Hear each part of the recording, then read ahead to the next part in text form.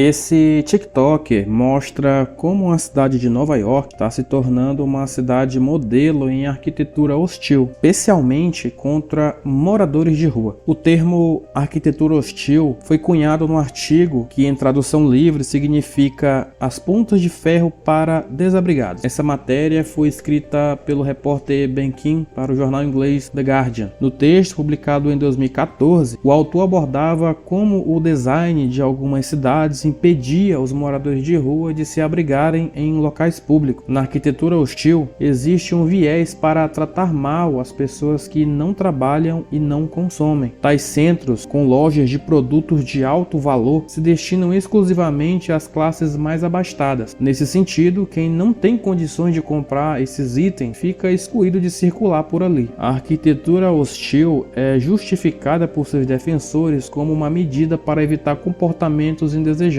que é rotulado como vadiagem. Esse tipo de ambiente é cuidadosamente projetado para desencorajar o público a utilizar os espaços para atividades específicas. Em essência, o que se busca é controlar o comportamento humano por meio dessa abordagem arquitetônica. A arquitetura hostil, ela é cheia de elementos que criam desconforto para alguns grupos de pessoas, mas o seu objetivo é afastar esses indivíduos que são considerados indesejáveis ou indesejados. O que poderia servir como um assento, por exemplo, passa a ter algum tipo de objeto que impeça o ato de sentar ou deitar. Esse banco pode ainda ser projetado para evitar que alguém ande de skate e acabe danificando o objeto. Muitas vezes, eles estão ali de forma tão sutil que sequer a gente fica desconfiado que eles estão ali. Talvez a intenção seja essa. Alguns degraus, beirais, canteiros, janelas são preenchidos com espinhos de aço e outros formatos incômodos que impedem que as pessoas fiquem nesses locais, sejam deitadas ou em pé. Bancos tortos em lugares públicos parecem ter um design estiloso e criativo, escondem em seu cerne a arquitetura hostil. Alguma vez, quando você andava debaixo de um prédio, sentiu algum pingo de água e pensou, é do ar-condicionado? Pois isso é feito de propósito em alguns casos, para que qualquer pessoa que transite por ali tenha esse incômodo e não permaneça na área. Além dos pingos constantes, como o chão do local fica sempre úmido, isso acaba afastando qualquer pessoa de se abrigar ali à noite. A arquitetura hostil coloca pedras e blocos de concreto debaixo de viadutos e outros locais para impedir que moradores de rua construam tendas improvisadas. As grades são instaladas em fachadas de edifícios, ao redor de canteiros de jardins e em qualquer outro local onde não se deseja a aglomeração de pessoas. A arquitetura hostil e a inserção desses elementos para afastar pessoas em situação de rua traz à tona um problema mais profundo: o descaso e a banalidade que existe diante dessa parte da população. Pessoas em situação de rua são vistas como se fossem de uma outra espécie, diferente, inferiores e perturbadores, a ponto de não terem nenhum direito e serem dignos de serem mantidos longe. Não muito diferente, o número de pessoas em situação de rua também só aumenta. Entre 2012 e 2020, esse número cresceu 140%, chegando a quase 222 mil pessoas no Brasil. E a arquitetura hostil não vai solucionar esse problema. Na verdade, como o nome próprio indica, ela é só mais uma maneira de tratar os sem-teto com hostilidade, ou seja, ela varre o problema para debaixo do tapete. A cidade é dinâmica. Se a cidade for caracterizada por violência e segregação, isso é um indicativo de que existem problemas profundos em sua estrutura social. Como podemos criar cidades inclusivas e amigáveis? Isso é um processo longo, contínuo, progressivo, e isso vai demandar planejamento por parte de governos, arquitetos, urbanistas, cidadãos e a própria iniciativa privada. É só por meio da colaboração que vai ser possível transformar essas cidades em verdadeiros espaços inclusivos, para sair de uma arquitetura hostil para uma arquitetura gentil. E para você